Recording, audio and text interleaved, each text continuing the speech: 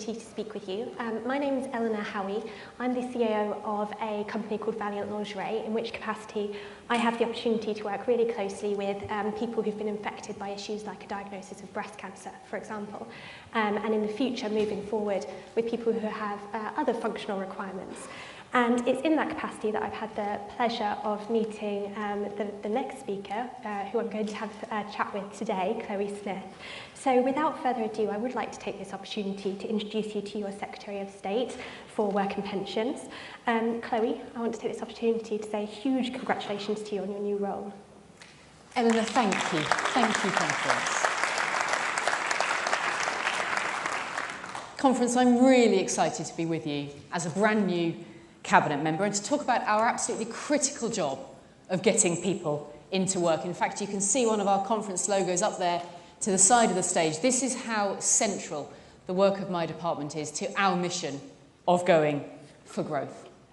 So I'm Chloe Smith, as you introduced me. I'm the Member of Parliament for Norwich North, and I'm very proud to be one of the longest serving female Conservatives in Parliament, and I'm totally thrilled to now be the Secretary of State for Work and Pensions. Before we get into our subject matter today, I'd like to thank the activists and the members who are with us here in the hall and maybe following from home as well. I, for one, have beaten Labour 5 times in a marginal seat, but I know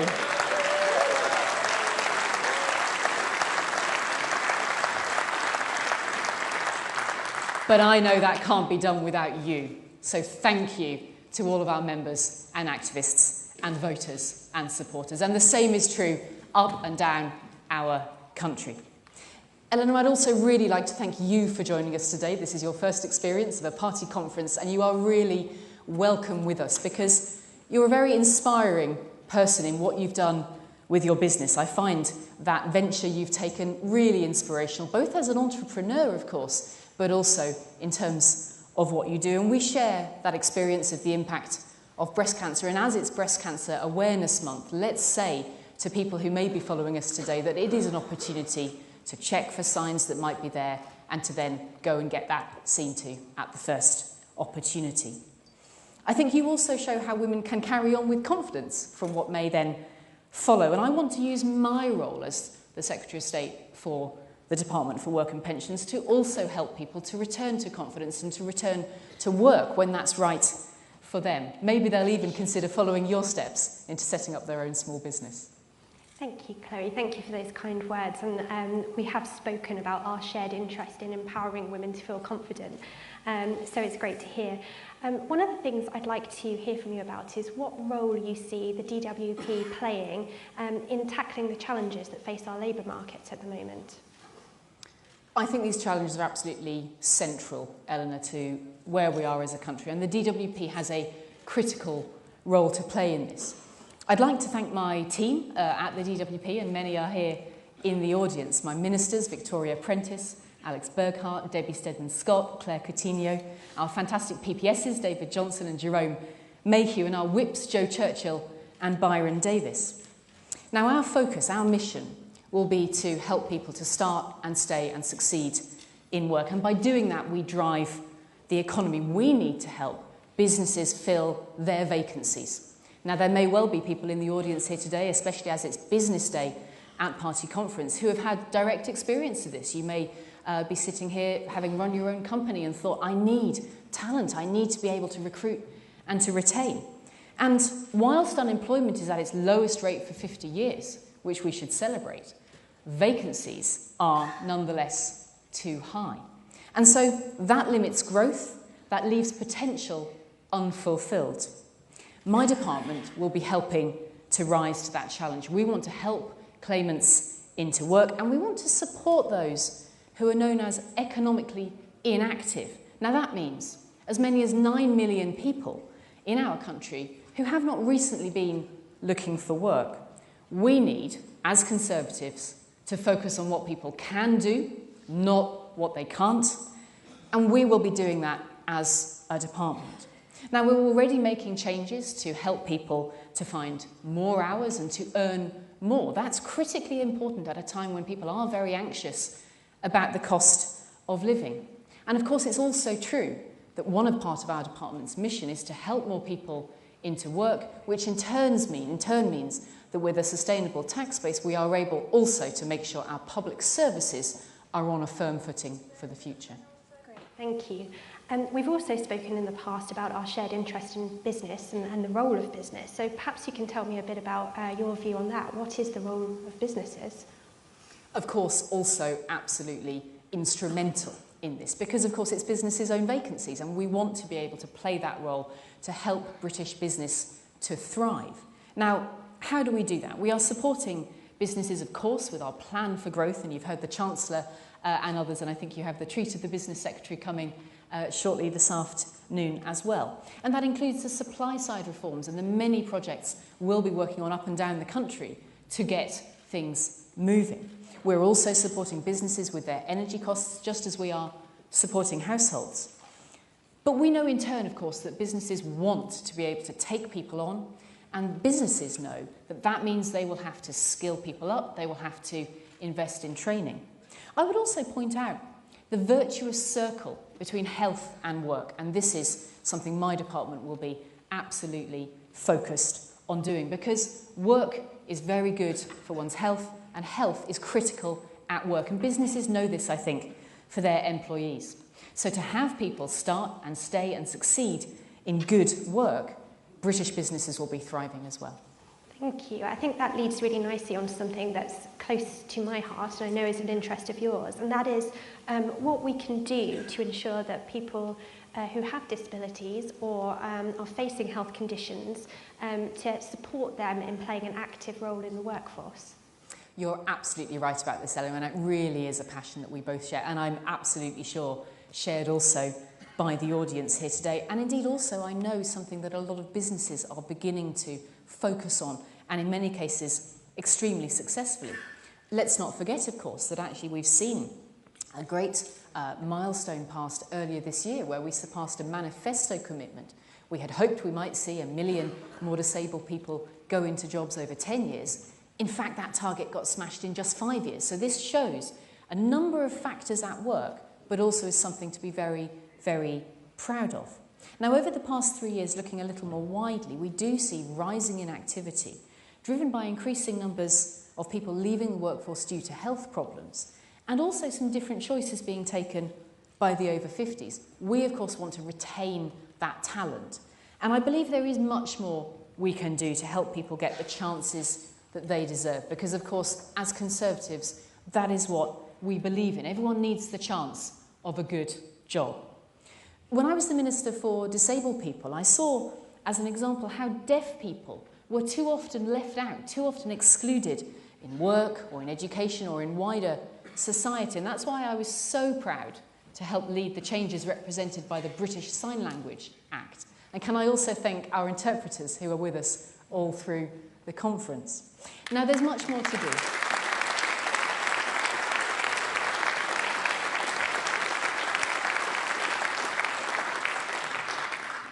There is much more to do, and that's why we'll be shortly bringing forward our Health and Disability White Paper, in which we'll be looking at how we can make sure that wider support is there and that we look to transform our disability benefits to encourage people to be able to take up the opportunities that are right for them. As Conservatives, we believe nobody should be left behind or written off, and that's why disability employment is so high up my agenda. Thank you. I'm really interested in what you're saying about retaining talent as well. What are you doing to support pensioners and older workers so that we're making sure that we don't lose that leadership expertise and those years of accumulated knowledge from older people? You make a really great point, and I suspect there's a great deal of that knowledge and experience here in this room and listening into this conversation, because this is absolutely critical. As we are living longer, as we are enjoying fuller lives, I hope, then this becomes an absolutely central point, and it's something so important to businesses as well, because for the reasons we've discussed, businesses are seeking to fill their vacancies. They want, of course, to bring on talent throughout every stage of the workforce, but that absolutely means making sure that older workers are respected and valued. So in my department, we are stepping up the support that we're offering to job seekers over the age of 50.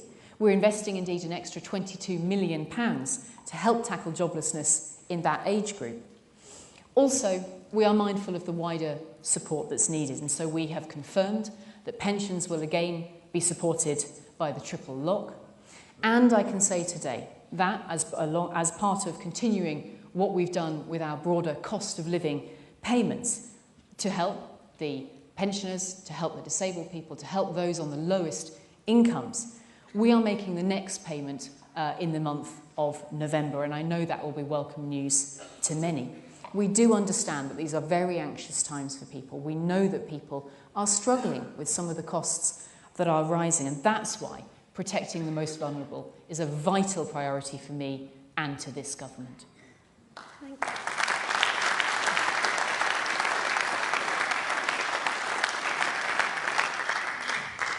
Thank you so much, Chloe. It's been really great hearing about everything that you're doing and about your ambitions for the future. I know that there are many things that you're really passionate about, and you're bringing that passion to your new role and to the challenges that lie ahead. So thank you so much for talking to me about it today. And Ellie, thank you for coming to join us. I really am excited. It's a huge job we've got to do. There's no doubt about that. But if we are going for growth, if we are helping people into more jobs and to earn more and to find opportunity and to find prosperity, then this is where we make that difference. As Conservatives, we believe that everybody should have that chance at a really great job. And I know that the businesses who are here today and who are part of the fabric of our nation up and down the land, that is where we can really help. And that is what going for growth really means. It's an opportunity to help millions of people. It's an opportunity to look at inspiring role models, perhaps like yourself, Ellie, but it's an opportunity also to make that difference in every household in the country. That is my mission, and conference, thank you for being part of it as well. Thank you.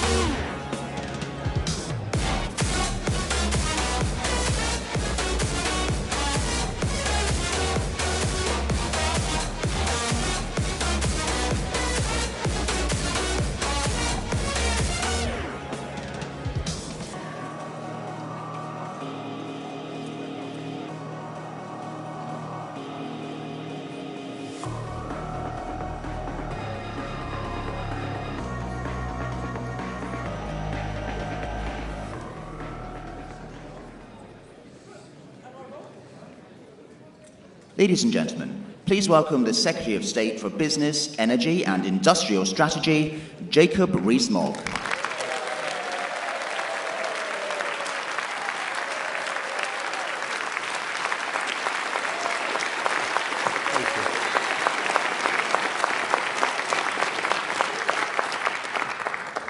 Well, ladies and gentlemen, thank you, and congratulations for coming to the conference in spite of the best efforts of Mr. Mick Lynch, who seemed to wish to get in the way. But thank you for being here, because you are the beating heart of the Conservative Party. You're the stalwarts who do all the work for us and make sure people like me get elected. So I thank you for all you do for conservatism and supporting us so much.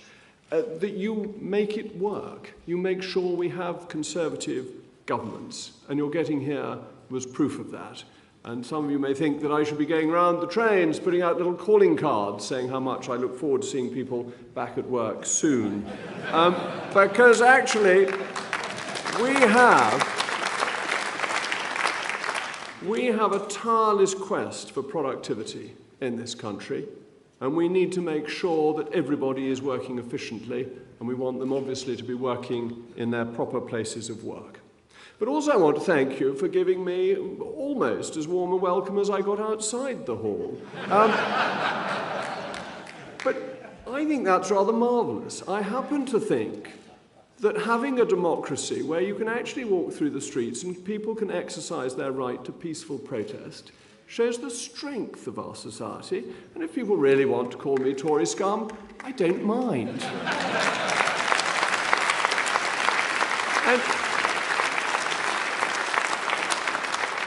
And it has to be said, walking through the beautiful streets of Birmingham, turned blue once again, or turning blue once again, thanks to the great efforts of Andy Street, is a great privilege. And it's lovely to be here, and to be here with this fantastic audience, and to be speaking to you as Business Secretary. And I'm going to reintroduce a great tradition that Secretaries of State used to have when they came into the conference, of introducing my brilliant ministerial team. So my fellow Cabinet Minister, Graham Stewart, is here as Minister for Climate. Jackie Doyle-Price is here as Minister for Industry. Nusrat Ghani, Minister for Science and Investment Security. Dean Russell, Minister for Enterprise and Markets. And Lord Callanan, who I can't actually see here, but is nonetheless a very great man, is the Minister for Business, Energy and Corporate Responsibility. I am so lucky to be supported by what I think is the A team of ministers, and you can tell that to all the other departments who only have B teams, so let's be clear that I have the A team supporting me. But it's also quite fun to be speaking for the first time in all the years I've been a Member of Parliament from the main stage. I did once in the old days when I was the candidate in Wrekin get up to the main stage, but that was only for about 3 minutes, and I've got a bit longer now. But it makes a change. I used to do the rounds of the fringes, when sometimes I wasn't entirely in line with what the government was then doing. So it's nice to be on the main stage and leaving the fringes to certain other right honourable friends of mine who seem to be having a jolly time. But instead, I'm here in full support and honoured to serve a first-class Prime Minister. And the Prime Minister, since she took office, has completed about a year's government business in a fortnight. And I'm glad to say I think the Prime Minister, and I say this as Minister for Energy, is a genuine dynamo and is producing electric fields that are making sure that things get done, and she knows how urgent the challenges we face are. And the challenges are particularly in energy. First of all, affordability this winter. Second, securing energy supplies. And third, what I would like to call intelligent net zero. And how are we tackling those challenges? Well, rapidly is the answer. As the opposition sniped and catcalled and did what it usually does, we got on with it. We worked properly, night and day, and actually the civil servants in Bays worked incredibly long hours to create the energy price guarantee for households and the energy bill relief scheme for businesses. We have ensured that the British people, families and businesses, will get help now from the 1st of October with energy price support that took effect on Saturday, regardless of where they live in the United Kingdom and however they get their energy. His Majesty's government has acted with speed and foresight to deliver this protection for households throughout the entire kingdom. And the same is true for... Thank you, somebody agrees with me, that's so nice.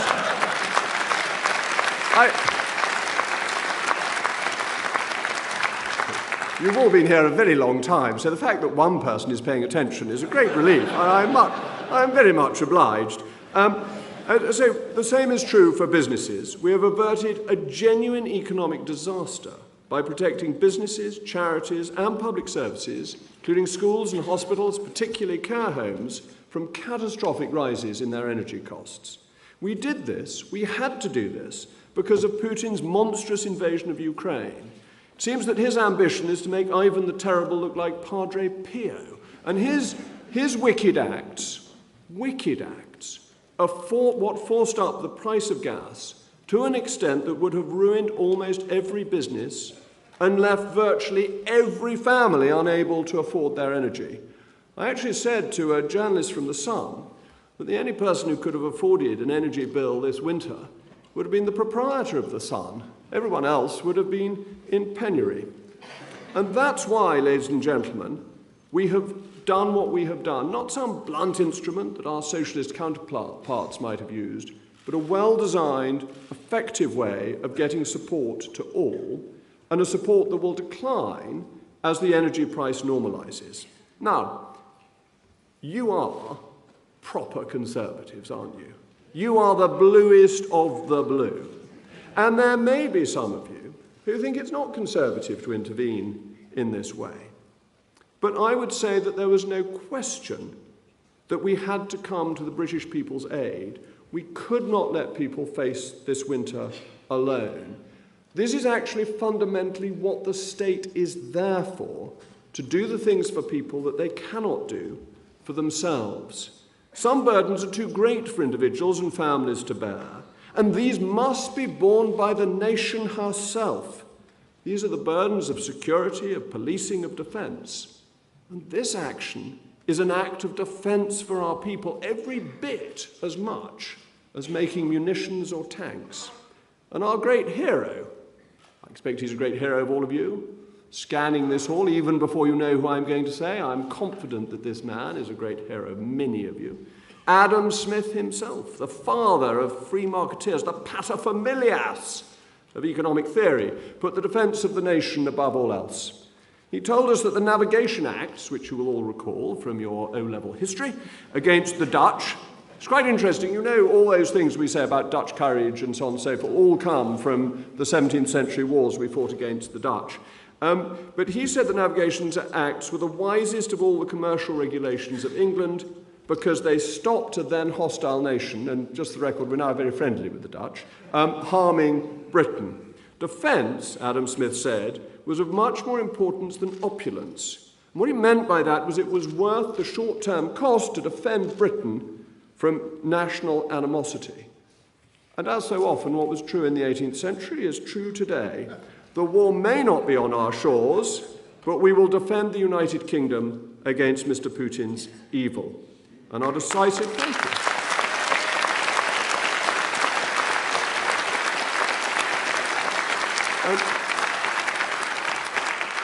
Our decisive action will save millions of families and businesses from penury. And you know what? Imitation is the greatest form of flattery. We're being imitated by our German friends who have rolled out an almost carbon copy scheme. So, this intervention, helping families from falling into debt and misery through crippling energy costs imposed on them by a tyrant in Moscow, has averted a disaster for Britain's small businesses this winter, salvaging the livelihoods that would have been destroyed. So this winter, we are once again standing together with the British people. But there is more to do, because we have to make sure that this doesn't occur again. We must act to provide energy security and to use our energy better. But the more we produce, the more affordable the scheme we have introduced will be. Energy supply, cheap energy, is the foundation of our prosperity. Our reserves of coal and the pursuit of new technologies to dig it out. No, I'm going back to history, I'm sorry. I'm not advocating coal now. I'm disappointing one person in the audience. Digging it out of the ground spurred the Industrial Revolution. The discovery of North Sea oil and gas, combined with Mrs. Thatcher's visionary leadership, turbocharged the British economy in the 1980s. And now our future prosperity depends on our ability to secure affordable energy in abundance. High energy costs have made our industries uncompetitive and increased the cost of building roads and railways. They've often meant the difference between business choosing to invest in the United Kingdom or turning their backs. So we have an energy supply task force led by the highly esteemed Maddie McTurn, who delivered the vaccines that rescued us from the COVID pandemic, and she is moving to secure our energy supplies in the coming months. Our aim is secure, cheap, and plentiful supplies, the veritable engine of economic growth. Now, that may lead socialist commentators to paint me as a fossil fuel junkie. But I am neither a fossil fuel junkie, nor, it has to be said, a junkie of any other variety. So let me reassure you that I'm committed to net zero by 2050. But the green agenda does not mean an agenda of poverty. It does not contradict the growth agenda. So we will go green in a way that makes the British people better off, not worse off, drives growth instead of hindering it, levels up by boosting industries in our region instead of imposing costs that drive them to the brink of ruin. The faddish Islingtonian Labour Party was happy to destroy industries like steel by imposing needless costs on their energy, which wasn't just unfair, it was ungreen and simply forced manufacturing overseas, making us import more polluting products. We need intelligent greenery, not religious zealotry. And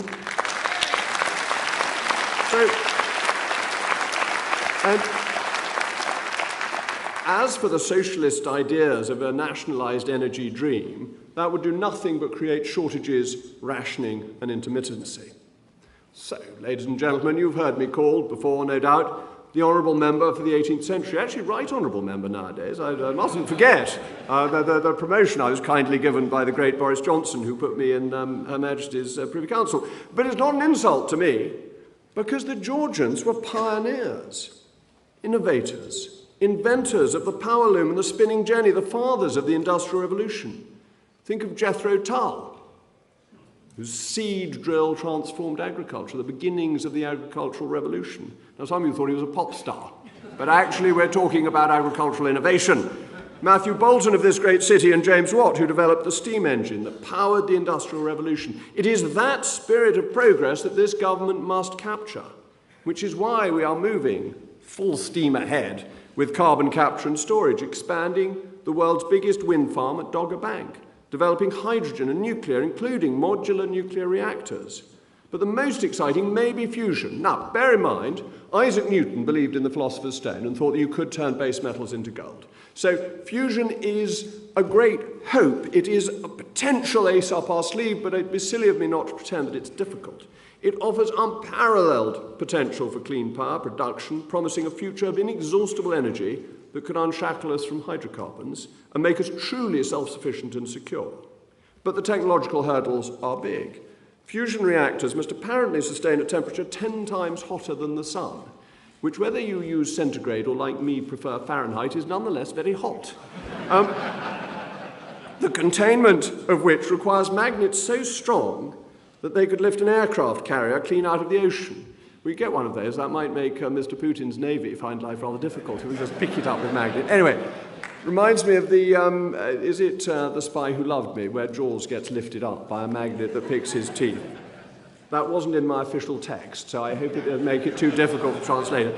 But over the decades, we have established ourselves as pioneers in fusion science. And as a country, our capability to surmount these obstacles is unparalleled. And I'm delighted to make an announcement about the step in that mission. We will build the UK's first prototype fusion energy plant in Nottinghamshire, replacing the West Burton coal-fired power station with a beacon of bountiful green energy. The plant will be the first of its kind, built by 2040, and capable of putting energy on the grid. And in doing so, it will prove the commercial viability of fusion energy to the world. It will create thousands of highly skilled, excellent. I mean,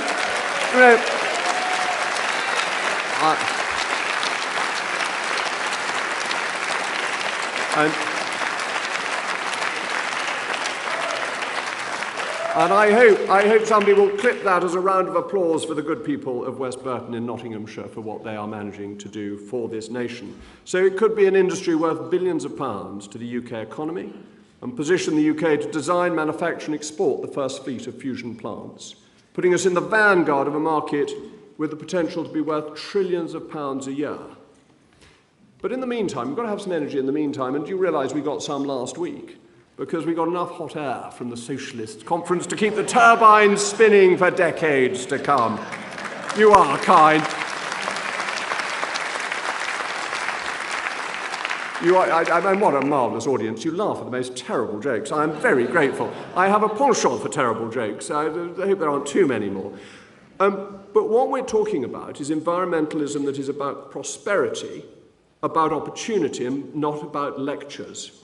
Now, we've been having a discussion about shale gas, and I want to contextualise that, because I know not everybody is keen on it, and we have to get community support for shale gas. That is of fundamental importance.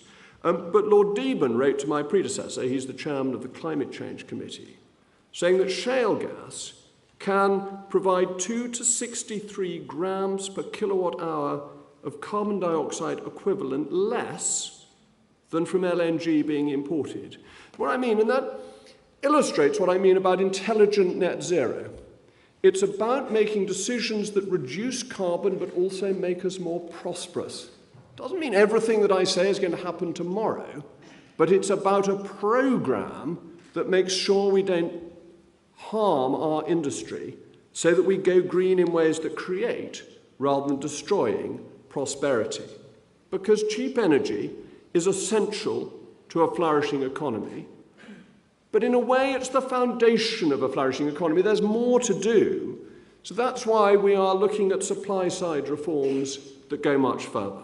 We've already at this conference announced that the definition of small and medium-sized enterprises will expand from 250 employees to 500. Thank you. One more person agrees. This is great.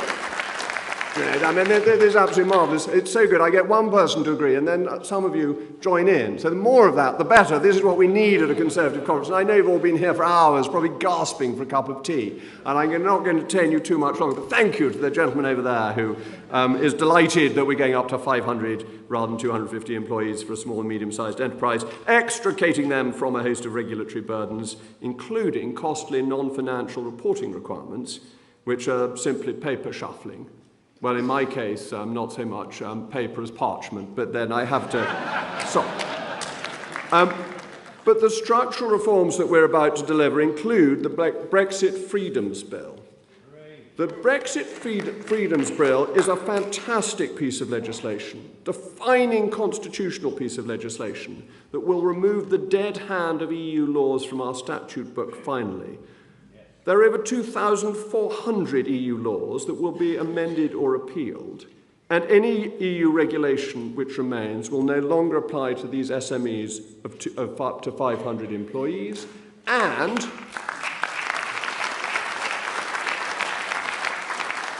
thanks to this Prime Minister, we're going to get it done by the end of 2023. It is full speed ahead.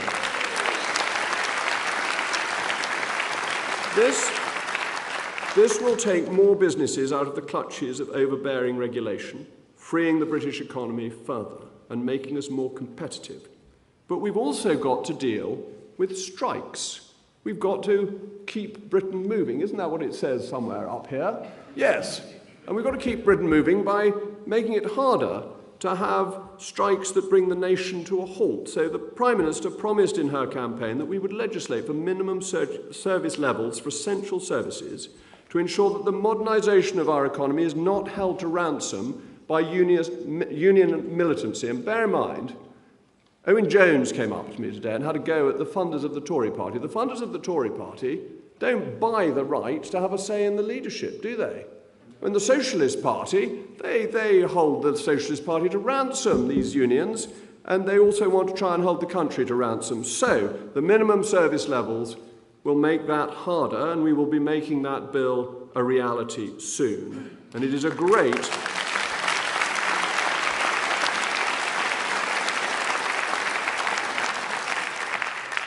and if I may use a rude word, it is a great modernisation. But we also need to improve R&D.